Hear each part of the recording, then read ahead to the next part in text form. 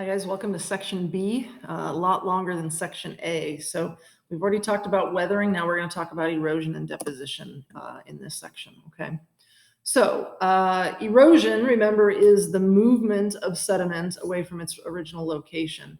And you can see that picture there that this at some point was probably solid. This was probably all filled in, and then water probably came along and washed it down. And you can see some of the sediment got deposited down below, okay? There's four main agents that can cause that kind of erosion. We're going to talk about gravity, water, wind, and glaciers. The picture, though, was probably from water. All right, let's start with gravity. Mass wasting is when rock and soil moves by nothing more than gravity. Okay, and you can see that rock slide in the distance there. Those rocks were probably balanced, and finally just gave way. Something tipped the scales, and the rocks and the dirt fell down the hill, and it was pulled down by gravity. Okay, you can get much slower downhill movement though in a process known as creep, and this is barely visible. So if you have soil on a hillside, especially if this soil is not protected by roots and plants, it's just very gradually going to be moving downhill, so gradually that you might not notice it. Another more gradual, not as drastic type of movement is known as slump. And that's when a section of earth, a larger section, actually does break away suddenly, but it doesn't move very far. You can see a picture of slump on page 281 in your books, okay? The rest are landslides, and we're familiar with those. That's a landslide right there. And that's just the rapid downhill movement of sediment of varying sizes. And we name them based on what they're carrying. So the picture is a rock slide. It's mostly big rocks and boulders and then smaller pieces of rock. A mudslide is when the dirt and stuff is mixed in with water. And an avalanche, that's just the downhill movement of ice and snow. Okay. Then we get into water erosion. Most of the water that we're dealing with comes from precipitation. Rain and hail, as it hits the ground, it actually loosens the soil and makes it easier to wash away depending on how much precipitation there is. As the snow melts or if there's a lot of rainfall, that runoff will wash things away. This top picture might have been a stream, a little tiny stream, but it also might just be from a lot of precipitation over time, okay? So as water finds a path, it's going to keep taking that path, and more water will join. The more precipitation there is, the more erosion there will be.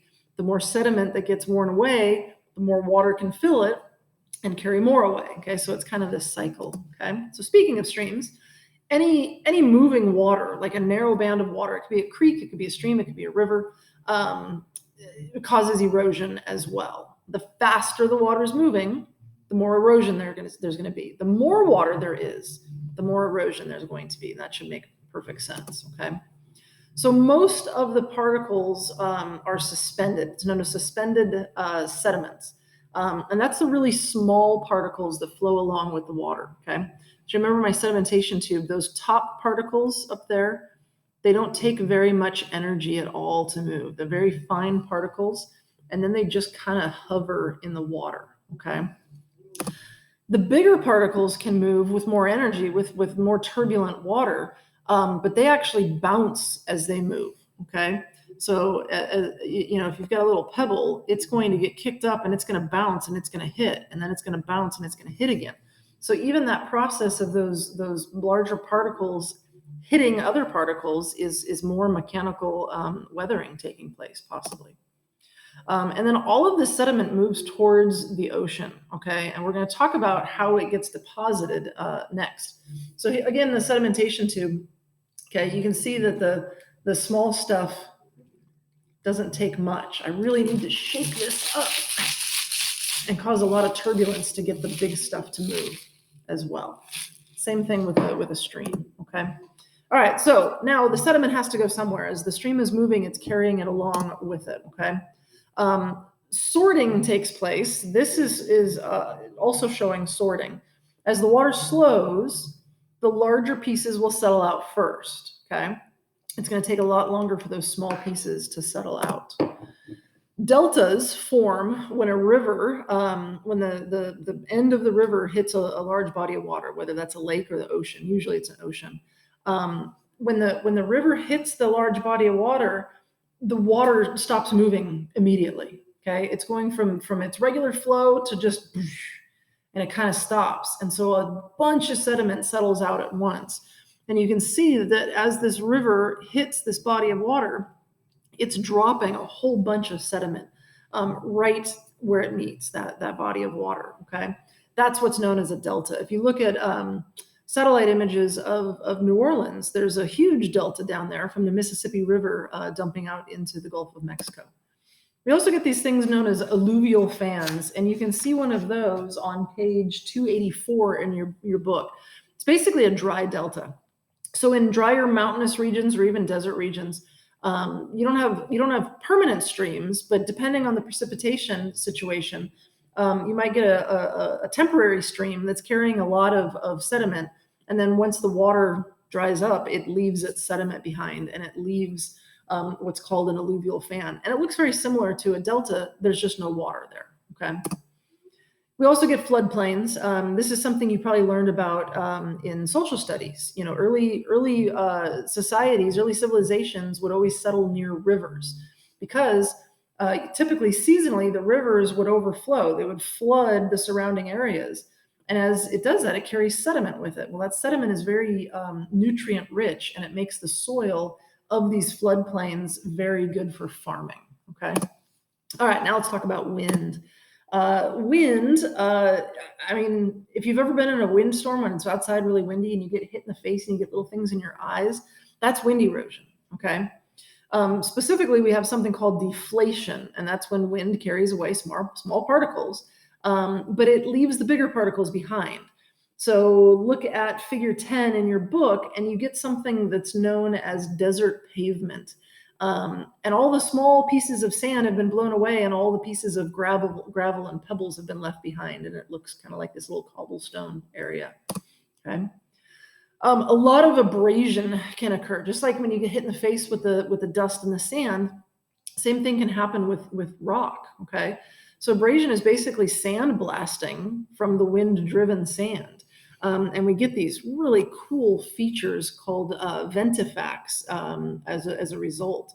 That's probably sandstone, so it's probably a little softer. And as the sand is hitting it, it's just etching away, it's eroding away part of the structure. Okay.